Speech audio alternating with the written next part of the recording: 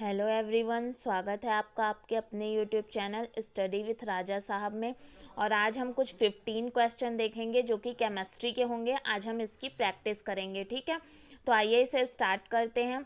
आपका first question है कि 90 किलोग्राम पानी में से कितना ऑक्सीजन प्राप्त किया जा सकता है। तो पहले हम पानी का आणविक भार निकाल लेते हैं। पानी मतलब H2O का जब हम आणविक भार निकालेंगे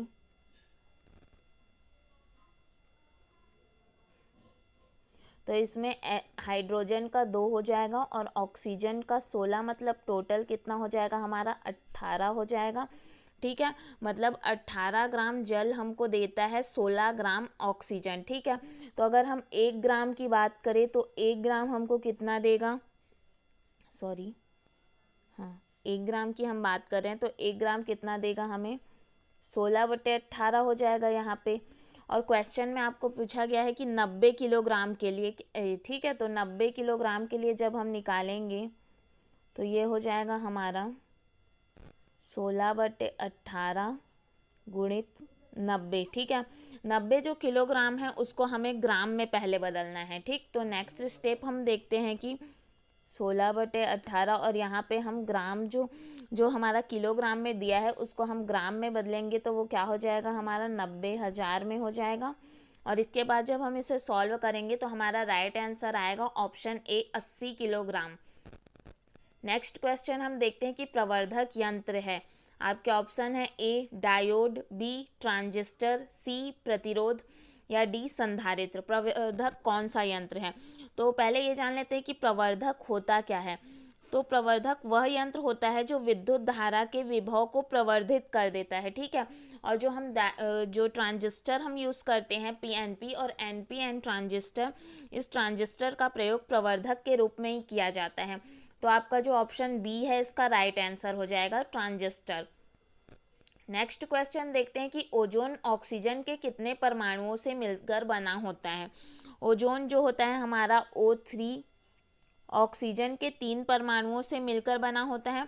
और ओजोन ऑक्सीजन पर सूर्य की पराबैंगनी विकिरणों के प्रभाव से बनता है, ठीक है। जैसे यहाँ पे हम एक इक्वेशन दिखा रहे हैं, 3O2 लेंगे और जब इसमें अल्ट्रावायलेट किरण का जब इफेक्ट पड़ेगा तब हमारा ओजोन का निर्माण होता है और साथ ही साथ कुछ मात्रा में हीट मिलता है, ठीक है। नेक्स्ट क्वेश्चन हम देखते हैं कि इसका राइट आंसर हो जाएगा ऑप्शन बी 3। और आपका फोर्थ क्वेश्चन है कि अणु जो द्विध्रुव आघूर्ण प्रदर्शित नहीं करता है। तो आपको इसका राइट आंसर बताना है, ये हो जाएगा आपका ऑप्शन डी कार्बन टेट्राक्लोराइड, ठीक है। ये क्यों इसमें आएगा, क्योंकि यहाँ पे जो कार्बन टेट्राक्लोराइड होता है उसकी आकृति चतुष्फलकी होती है और इसके लिए जो म्यू का मान होता है वो हमारा 0 होता है, ठीक है। म्यू का मान 0 होता है, मतलब ये कोई भी द्विध्रुव आघूर्ण प्रदर्शित नहीं करता है। नेक्स्ट क्वेश्चन हम देखते हैं कि टिंचर आयोडीन क्या है। तो ये आपके ऑप्शंस दिए गए हैं, ए आयोडीन का जली विलयन है और बी दिया गया है आयोडीन का जली विलयन है और साथ ही साथ इसमें क्या मिला है बोल रहा है पोटेशियम क्लोराइड में विलयन है, ठीक है। सी आपको दिया गया है कि आयोडीन का अल्कोहल में विलयन है और उसके बाद आपको डी दिया गया है कि पोटेशियम क्लोराइड का जली विलयन है, ठीक है। तो ये जो इसका राइट आंसर हो जाएगा हमारा जो टिंचर आयोडीन होता है वो आयोडीन एथिल अल्कोहल में घुलकर एक भूरे रंग का विलयन बनाती है, जिसको ही हम क्या कहते हैं, टिंचर आयोडीन कहते हैं, ठीक है। तो आपका जो ऑप्शन सी है वो इसका राइट आंसर हो जाएगा। यह आयोडीन का अल्कोहल में विलयन होता है, ठीक है। नेक्स्ट क्वेश्चन हम देख रहे हैं कि परमाणु का प्रथम प्रारूप किसने दिया था, हमें ये बताना है। आपके ऑप्शंस हैं, ए नील्स बोर ने, बी अर्नेस्ट रदरफोर्ड ने, सी जे थॉमसन ने या डी यूजीन गोल्डस्टीन ने। तो हमारा जो परमाणु का प्रथम प्रारूप था वो जे थॉमसन के द्वारा दिया गया था 1904 ईस्वी में। 1904 ईस्वी में ये दिया गया था और उन्होंने इस मॉडल में ये बताया था कि जैसे इसको हम थॉमसन का तरबूज मॉडल भी कहते हैं। इनके अनुसार ये था कि परमाणु में इलेक्ट्रॉन जो होते हैं वो धनावेशित द्रव्य समान रूप से फैला होता है, ठीक है। तो ये जो इलेक्ट्रॉन धनावेशित द्रव में इस प्रकार धसे हुए होते हैं जिस प्रकार तरबूज में उसका बीज धसा हुआ होता है, इसीलिए हम इसे तरबूज मॉडल भी कहते थे, थॉमसन का तरबूज मॉडल भी कहते हैं इसे, ठीक है। तो इसके बाद जो रदरफोर्ड ने अल्फा किरणों के प्रकीर्णन के प्रयोग के द्वारा यह सिद्ध कर दिया था कि जो जे थॉमसन ने दिया था वो गलत है, ठीक है। उन्होंने इनकी मॉडल को दोषपूर्ण बताया था।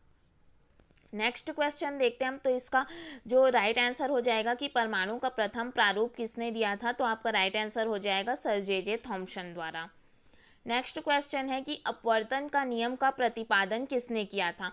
आपके ऑप्शंस हैं ए हाइगेन ने, बी मैक्सवेल ने, सी न्यूटन ने या डी स्नेल ने, ठीक है।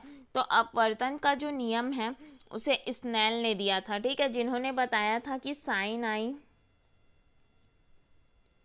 अपॉन साइन आर, ठीक है, इक्वल टू होता है, हम n2 अपॉन n1 ले सकते हैं यहाँ पे, ठीक है, जहाँ पे I जो होता है वो आपतन कोण होता है और R जो होता है वो अपवर्तन कोण होता है, और यहाँ पे जो n2 और n1 लिए हैं हम वो माध्यम के अपवर्तनांक हैं, ठीक है।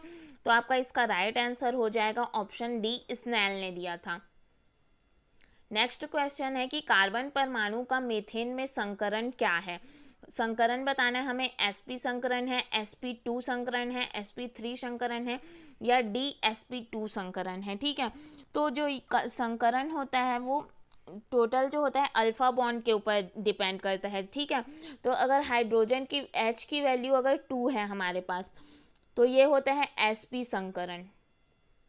अगर H की वैल्यू 3 दी गई है तो ये हो जाएगा sp2 संकरण। अगर 4 दिया गया है तो sp3 संकरण होगा। 5 दिया है अगर आपको तो हो जाएगा sp3d संकरण। अगर 6 दिया है तो sp3d2 हो जाएगा, ठीक है। 6 अगर दिया है तो sp3d2 हो जाएगा। 7 दिया है तो sp3d3 हो जाएगा, ठीक है। तो यहाँ पे क्या पूछ रहा है आपको, मेथेन पूछ रहा है। तो मेथेन की संरचना अगर हम देखें तो मेथेन में क्या होता है, C, ये कार्बन परमाणु बीच में होगा और चारों तरफ जो होता है H होता है, ठीक है।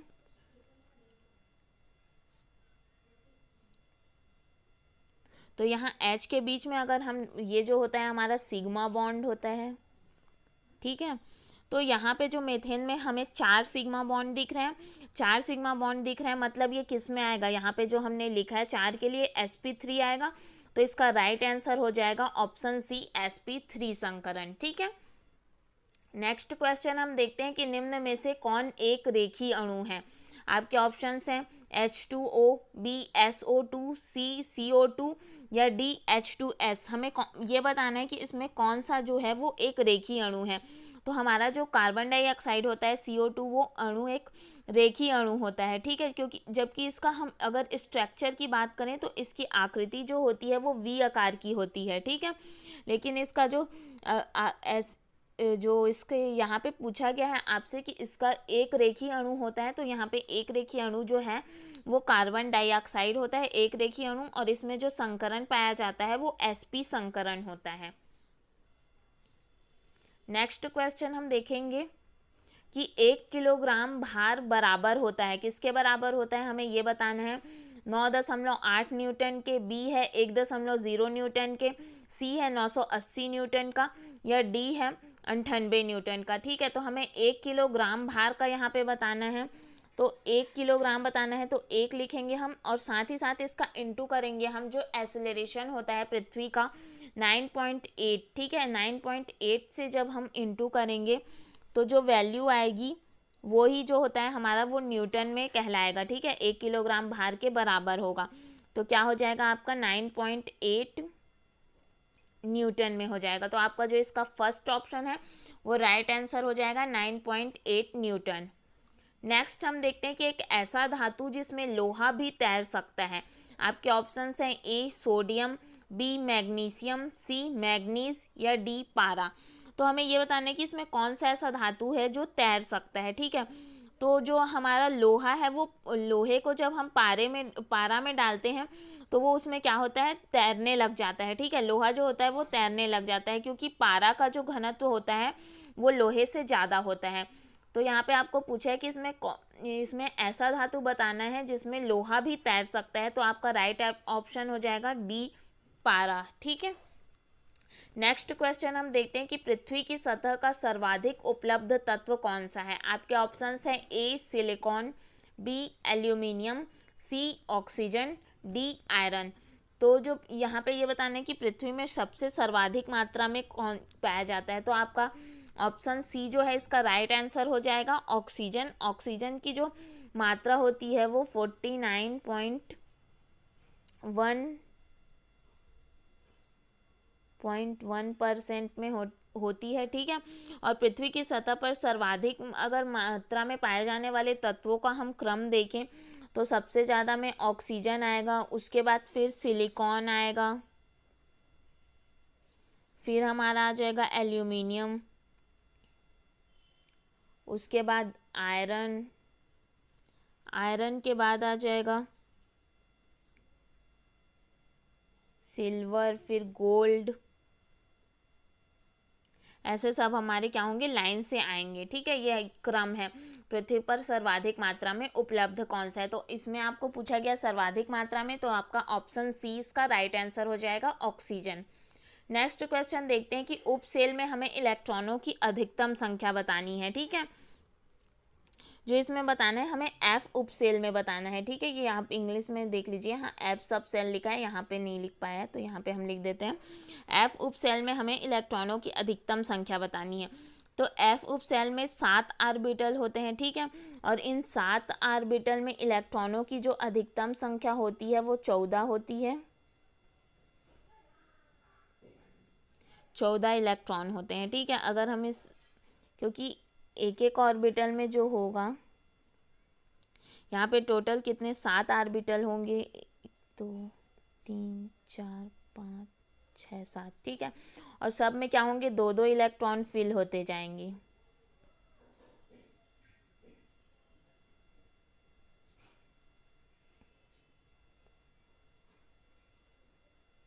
दो दो इलेक्ट्रॉन फिल होते जाएंगे, तो पूरे जो इलेक्ट्रॉनों की अधिकतम संख्या होगी वो कितनी होगी, इसमें 14 होगी, और आपका ए ऑप्शन इसका राइट आंसर हो जाएगा 14।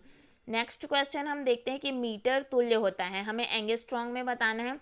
10⁻10 एंगस्ट्रॉन्ग, बी है 10⁻9 एंगस्ट्रॉन्ग, सी है 10⁸ एंगस्ट्रॉन्ग, और डी है 10�6 एंगस्ट्रॉन्ग। तो जो 1 मीटर होता है, 1 मीटर होता है वो इक्वल टू होता है 10⁻10 एंगस्ट्रॉन्ग के। तो आपका इसका राइट आंसर हो जाएगा ऑप्शन ए। नेक्स्ट क्वेश्चन हम देखते हैं कि कोई एक यहाँ पे हमें दिया गया है ANH3 6Cl की एक प्रभावी परमाणु संख्या हमें दी गई है जो कि है 33। ठीक है, तो हमें ए की परमाणु संख्या का बताना है कि ए की परमाणु संख्या का मान बताना है हमें कि वो कितनी होगी। तो यहाँ पे प्रभावी परमाणु संख्या आपको दे दी गई है जो कि 33 है। ठीक है, तो इसका एक फॉर्मूला होता है कि प्रभावी जो परमाणु संख्या है EAN इक्वल टू होते हैं Z-X प्लस NY होता है। ठीक है, जहाँ पे Z जो है यहाँ पे वो परमाणु संख्या को बता रहा है, X ऑक्सीकरण संख्या, N जो होता है वो लिगेंड की संख्या को बताता है, और Y हमारा इलेक्ट्रॉन की संख्या को बताता है। ठीक है, तो यहाँ पे हम वैल्यू पुट करते जाएंगे। X की वैल्यू हो जाएगी 3 प्लस हमें N इंटू वाई की करना है, तो N की वैल्यू होगी 6 इंटू वाई की वैल्यू 2 हो जाएगी। फिर जब हम इसे सॉल्व करेंगे, यहाँ पे हमको प्रभावी परमाणु संख्या का मान दिया गया है 33। ठीक है, फिर इधर जो हो जाएंगे, तो जब इसको आप पूरा सॉल्व करेंगे, नेक्स्ट स्टेप भी हम कर लेते हैं। जब इसको हम पूरा सॉल्व करेंगे तो क्या आएगा,